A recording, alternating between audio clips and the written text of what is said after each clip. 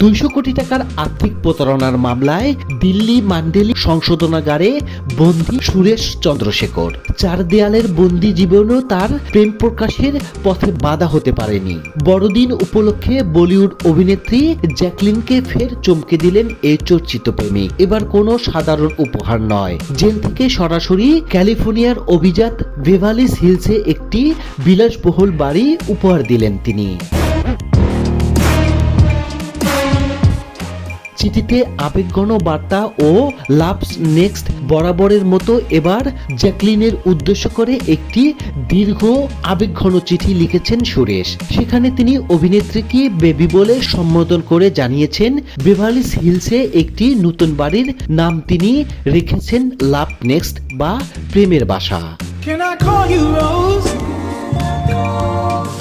চিঠিতে সুরেশ বলেন, এই শুভ দিনে তোমাকে প্রেমের বাসা উপহার দিলাম। বেভারলি হিলসে আমাদের নতুন এই বাড়িটি তৈরি। তুমি হয়তো ভেবেছিলে এটি শেষ পর্যন্ত শেষ হবে না। আমি গর্বের সঙ্গে বলছি, আমি তোমার জন্য এটি বানিয়ে ফেলেছি।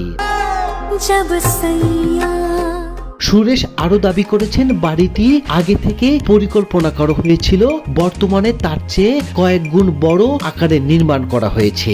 এই বিশাল বাড়ির চারপাশে রয়েছে নিজস্ব গলফ খেলার মাঠ। বড়দিনের উপহার হিসেবে এই বাড়ির চাবিটি তিনি প্রতীকীয়ভাবে জ্যাকলিনকে উদ্দেশ্য করে উৎসর্গ করেছেন।